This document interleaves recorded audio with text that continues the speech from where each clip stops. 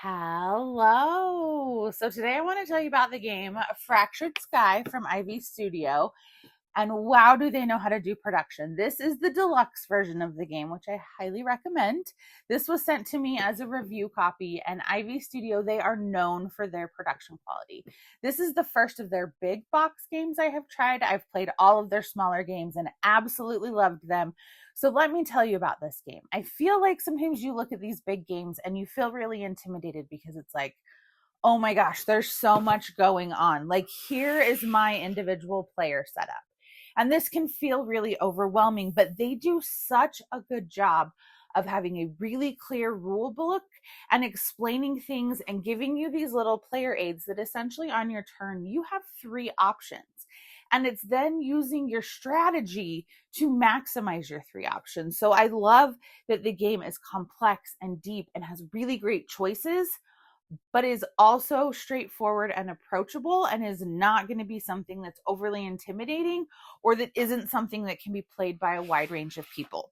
So this is my area. Back here is where I have my secret numbers and values that are going to attach to my starships so that people won't know what troop power I am putting out.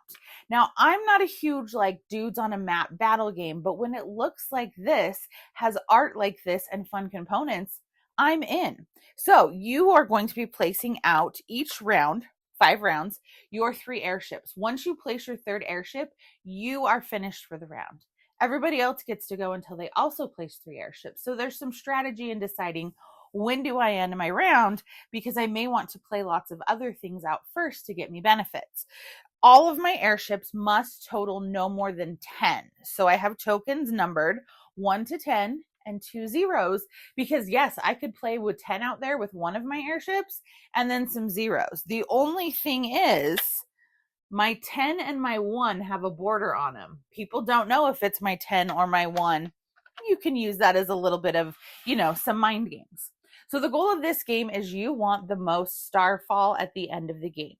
Each one of these that you collect is simply worth 1 point, and whoever has the most of these at the end of the game is the winner. So we're going to have a central board with lots of different regions on it.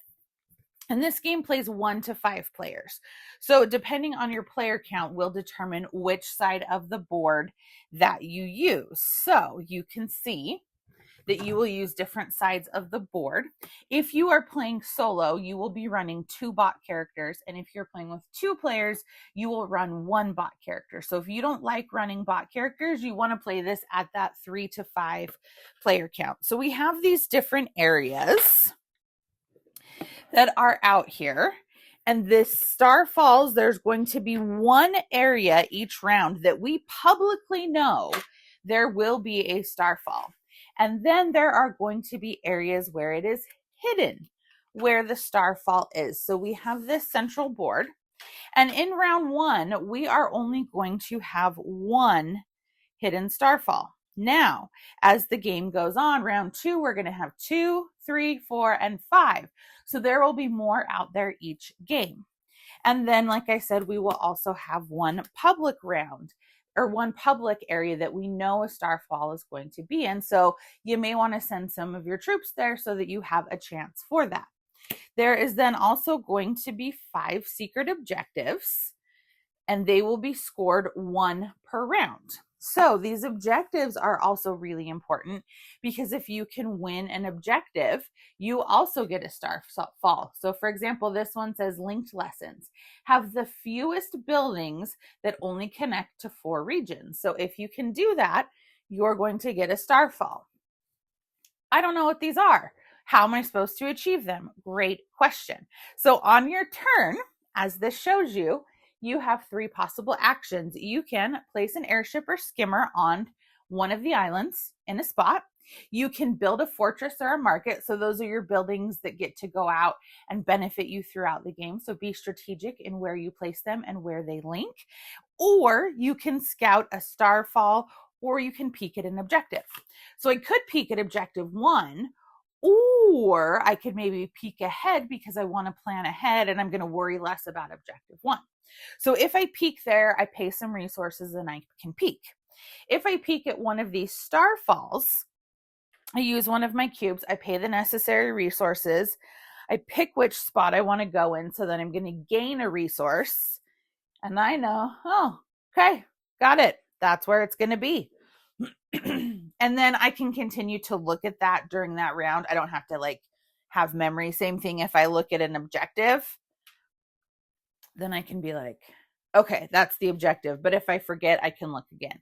So this board is out there. These 5 objectives won't change, but these will change every round.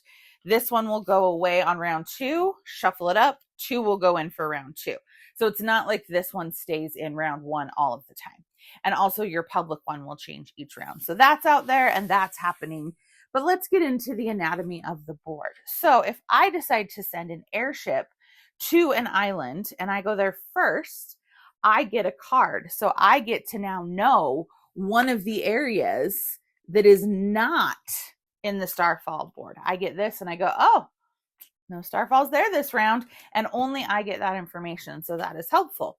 So I could use that to bluff and place a ship there, maybe a 0, or I can use that to know to avoid that region. You then also have other types of buildings that you get a place out there on these different spots, and they have little links to different areas. So when I place my markets, those are going to get me extra resources at the end of the round. And then when I place my skimmer, or not my skimmers, when I place my fortresses, they're going to give me a +1 power to any connecting area. So those are beneficial, and those get to stay through the end of the game. I also have my skimmer ships, which help me out in the areas as well by giving me powers, but they will not stay round to round. So place an airship or a skimmer, go ahead and build a building that will help you long term, or peek at one of the secret objectives. Once everyone has placed their 3rd starship, whenever you do it, you get to then pick where your player order is going to be for the next round, which is important because it's used to break ties and it can get you some benefits. So you do that. Once everyone has done that, then we clean up. We go to the battle phase where we look at the point values of the airships in given areas.